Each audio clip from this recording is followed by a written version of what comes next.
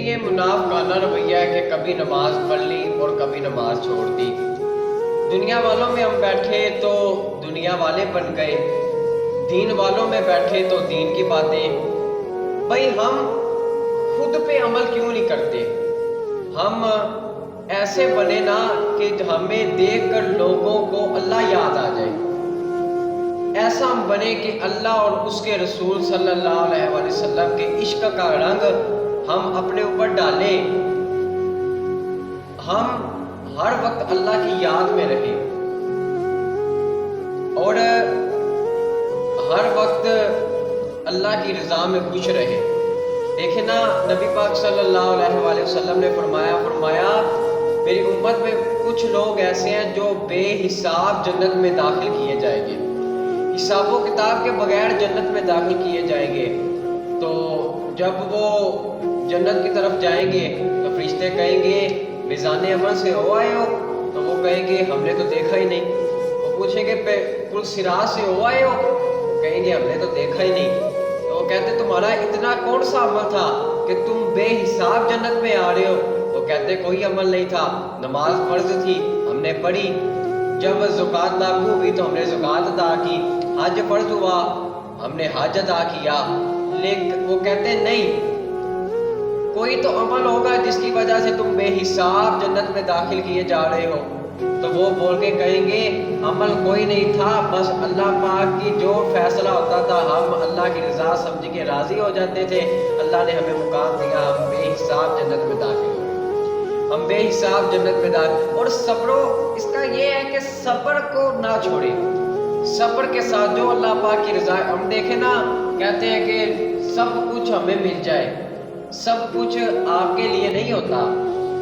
آپ کہتے ہیں سب کچھ ہمارے لیے مل جائے، ہو سکتا ہے وہ آپ کے لیے بہتر نہ ہو. جو آپ کو ملنے جو جس کی آپ تمنا کر رہے ہیں وہ آپ کے بہتر میں حق میں بہتر نہ ہو.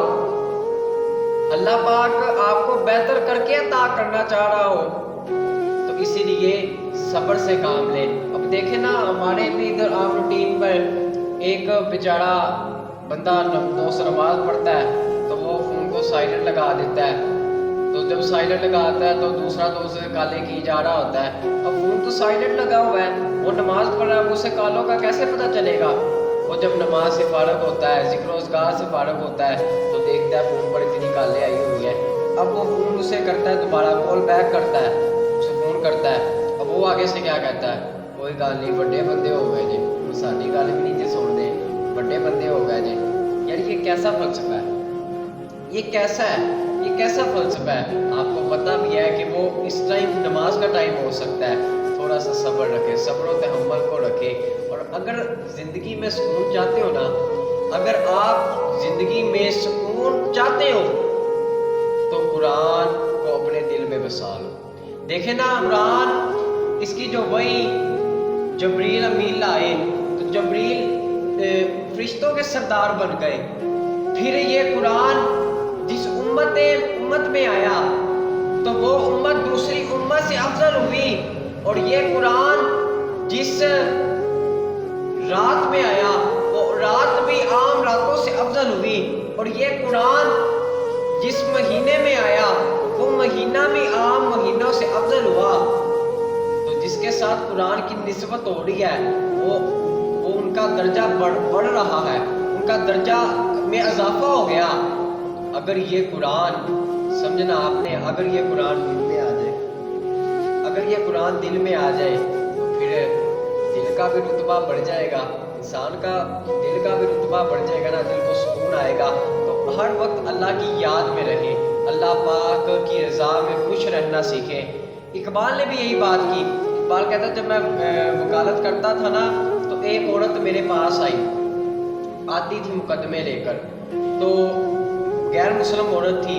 تو اقبال کہتے وہ عورت میرے پاس جب آئی تو مقدمے لے کر میرے پاس اس نے آنا، تو اس کا جو خامن تھا وہ فوج میں تھا.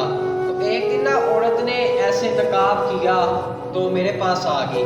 تو میں حیران ہو گیا، میں نے سوچا یہ نقاب ہے، یہ تو مسلمانوں کی نشانی ہے. کہتے جب میں نے پوچھا کہ آپ آج خیر آپ نے نقاب کیا ہے، کہنے لگی اقبال چھوڑو یہ مقدمہ मुकदमा मैं लेकर आई हूँ, इसे ज़रा देखो। इकबाल कहते हैं मैंने कहा मुकदमा मैं बाद में देखूंगा, पहले मुझे बताओ हुआ क्या है। तुम्हारा खामद तो फौज में है, वो तो इतने कानून वाले बंदे होते, तो फिर ये कैसे हो गया? तो वो बोल के कहती इकबाल फिर सुनो। कहते इकबाल मैं बिजनेस, मेरा होटलों में काफ़ी बिजनेस चलता था, खामद भी अच्छा कमाता था और मैं भी अच्छा कमाती थी, लेकिन हमारे पास औलाद नहीं थी। औलाद नहीं थी तो मैं हर वक्त डिप्रेशन परेशानी में ही मैं रहती थी।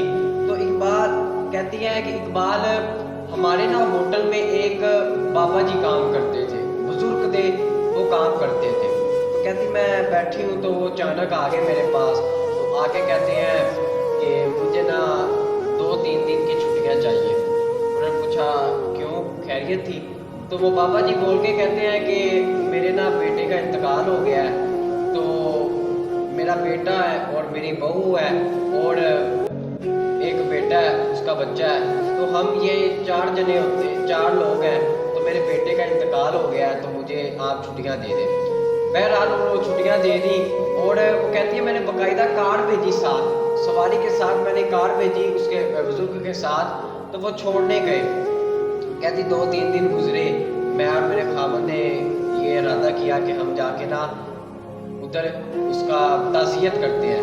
कहते हैं हम जब दोबारा ताज़ियत करने के गए तो हम रास्ते में यही सोचे जा रहे हैं कि कैसे अब उसको, उसका तो बेटा उजड़ गया, उसका तो घर उजड़ गया। भाई बाप का जनाजा उठाना आसान, बेटे का जनाजा उठाना बड़ा मुश्किल है, बड़ा मुश्किल है। तमाम उम्मीदें वो कंधों पे जा रही होती हैं, तमाम उसकी उम्मीदें कंधों पे जा रही होती हैं। तो कहती हम कैसे दिलासा दें जब वो उसके घर पहुंचते हैं।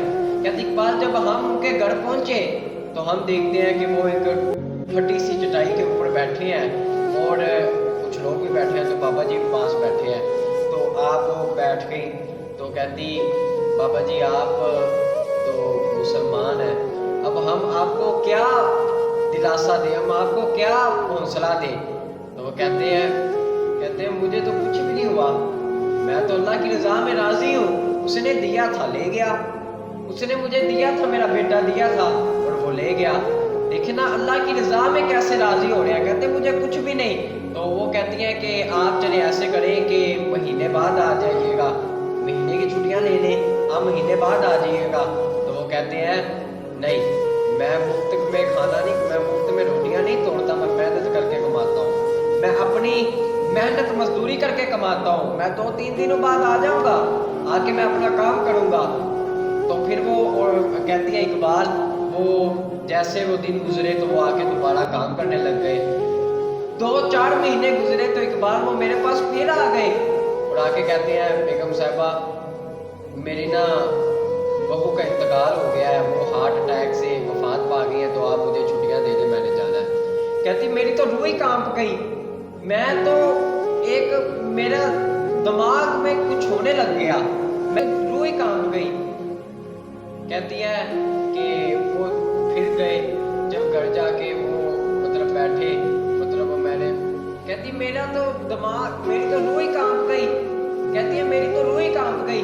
कहते फिर मैंने साथ ड्राइवर को भेजा, वो छोड़ने गए और कहते 2-4 दिन बाद हम फिर गए और जाके देखते क्या है कि बाबा जी ना फटी चटाई पर बैठे और जमीन में ना उंगलियों के साथ नीचे कुछ बना रहे हैं।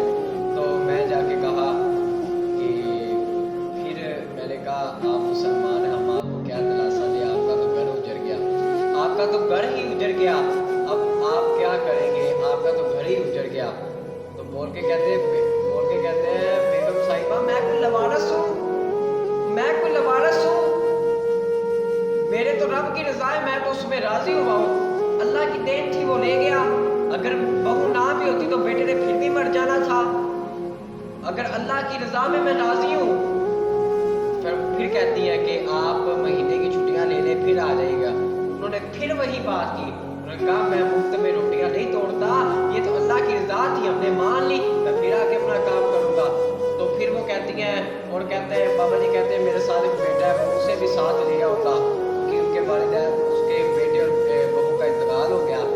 अब वो कहती है इकबाल फिर हमारे ना ऊपर वाली जो मंजिल था उधर फ्लाइट एक खाली था, तो تو کہتی ہم نے نا وہ فلائٹ ان کو دے دیا، وہ کمرہ ان کو دے دیا، تو کہتی میں نیچے سے دیکھتی کھڑے ہو کے، کبھی دادا گھوڑا بنا ہے اور وہ اوپر بچہ سوار ہوتا ہے، کھیل رہے ہیں۔ کہتی ایک دن ایسا ہوا کہ بچہ اوپر والی منزل سے نیچے گرا اور نیچے گرنے کی وجہ سے اس کا وہ جو گردن کے بل گرا اور خون میں لت پت ہو گیا۔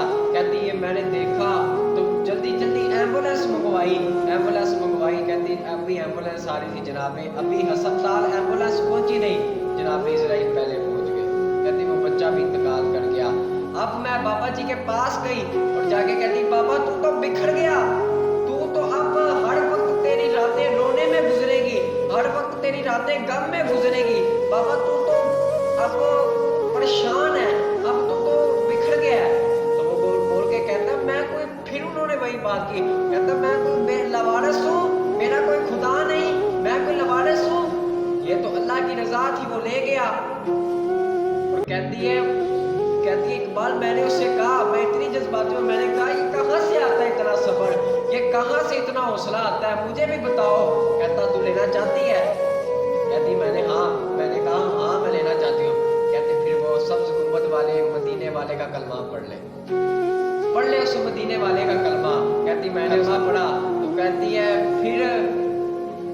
پھر میری زندگی بدل گئی۔